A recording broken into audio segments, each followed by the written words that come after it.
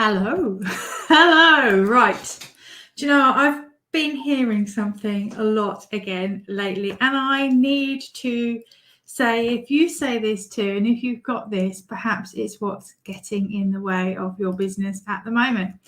And the most common thing that I hear so often from equestrian business owners that I've worked with, even now, and it is, they turn around to me and they say, well, that might work for your business, Jenny, but it won't work for mine.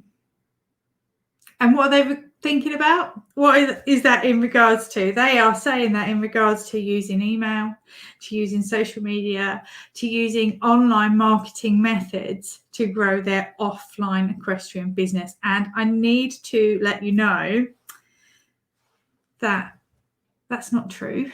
And it's an excuse. And yes, it works for my business and it works for equestrian businesses as well. Now, it's 2020. Hopefully 2020 will be over as well soon. But business has to go different for you now, for everybody. Everybody is doing business differently. The way that everybody is just getting along with their daily lives is different to as it was a year ago. Yeah, people are just not in that same space anymore. And people are using email and they are using social media. And the thing is, it works. Like, don't trust me on that. Go and have a look at the figures for yourself if you don't trust me. And I had this recently with one of my amazing clients, and she said, well, I know you've been telling me to do that for ages, but I didn't think that would work in my particular niche, because like, yeah, email, yeah, it's not going to work. And then she's like, and then I saw somebody else who does a very similar thing using it so well, and they turned around and told me the same thing. And she was like, and it was just kind of like, oh, Jenny's been telling me that, and they're in my niche and they know it, right? And the reason why I think it's so important is, if you are coming up with that, well, Jenny, it might work for you, but it wouldn't work for mine, is I need you to get to the root of where that belief is coming from. Like, really, we'll go to the belief. Like, why do you genuinely believe that's the truth? Because often the reason we get stuck in that thinking is because perhaps we've got fear of success. Perhaps we've got a fear of getting it wrong. Perhaps we are just worrying that, why else could we have that problem? There's so many reasons, but a lot of the time it's based on fear and ego.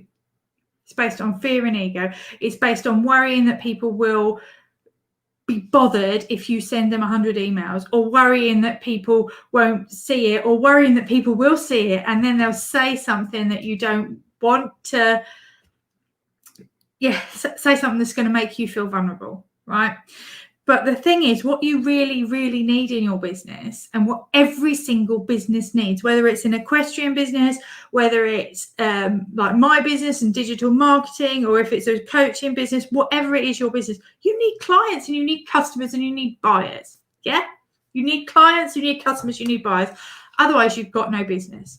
Okay, and the problem that I'm seeing a lot is that people are setting up these businesses, and it's like putting your business in the middle of a field and then wondering why you've got no clients, because you've got no roads, you've got no traffic, people can't see you, they can't buy you. You need to use everything that you possibly can to bring people to you and to keep that flow.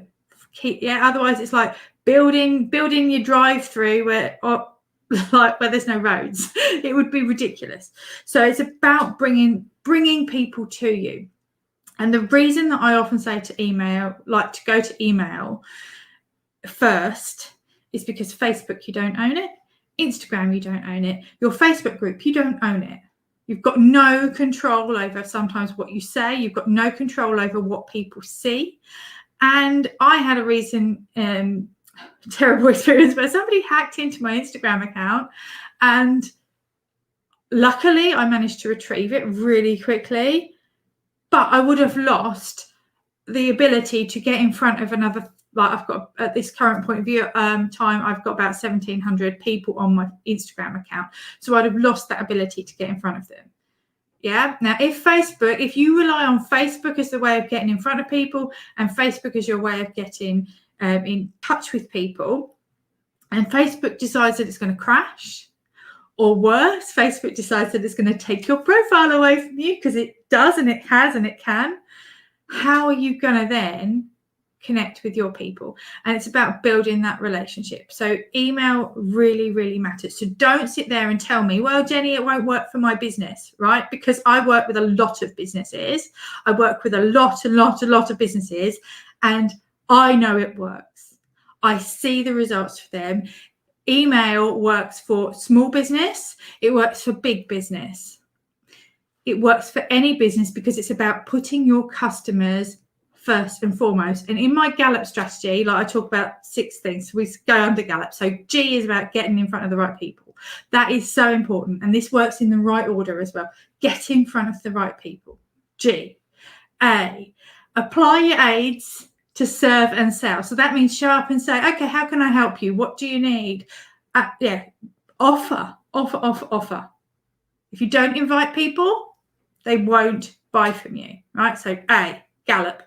L is for look after you, because before we do our clients, we need to know that we are looking after ourselves. You know, it's about putting that gas mask on first. That's not gas mask. I don't want you all passing out of me. It's about grabbing your oxygen mask and getting it on first. So look after you. Yeah, make sure that you are good. And then look after your clients. So that's the 2 L's. So look after you, look after your clients. O is about making sure that you've got the operations and the procedures and the processes in the right order next. And then P, go with the pricing and the profit and everything. Sometimes we get these all backwards. So think about that. So you need to, first of all, get people on the lists, get people following you. Okay, so Gina, you said, how do I convert from like, follow to your list? Okay, so Gina, one of the ways that we do this is making sure that you give people a good reason to get on your list. Okay, so that could be sign up for something and I will give it to you.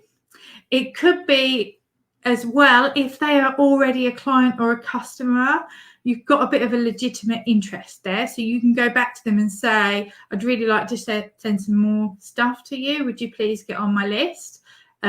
Because again, they already know, like, and trust you.